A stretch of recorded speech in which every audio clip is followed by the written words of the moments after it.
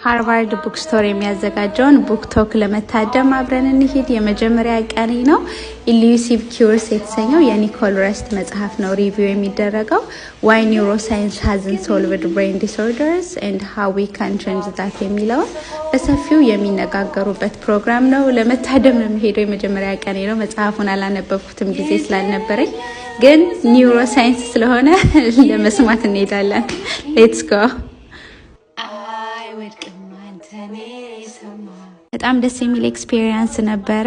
መጽሐፉን ስላላነበብኩት የሆነ ፓርት ላይ ሎስት እየሆንኩ ነበር፣ ግን ስቲል አብዛኛው ነገር ስለ ኒውሮሳይንስ እና ሜዲሲን ስለሆነ ደስ ብሎኝ ነው እየሰማሁት የነበረው። ሌሎች ሰዎች ጥያቄ በሚጠይቁበት ጊዜ ኔክስት ታይም መጽሐፎችን አንብቤ ከሄድኩ ፓርቲሲፔት ማድረግ እንደምችል ቡክ ቶክ ላይ መሳተፍ እንደምችል አይቼ ነው የተመለስኩት። ደስ ብሎኛል። ቢሳይድ ዳት ሃርቫርድ ግቢውን ጎብኝቼው አላውቅምና ሁሌ ተማሪ ወይ ሰራተኛ መሆን አለብኝ ለመግባት ብዬ አስባለሁ ነው።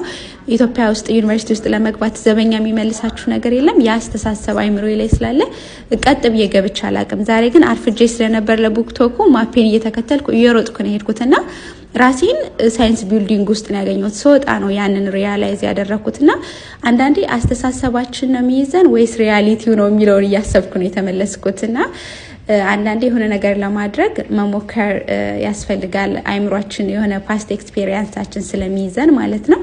አመሰግናለሁ።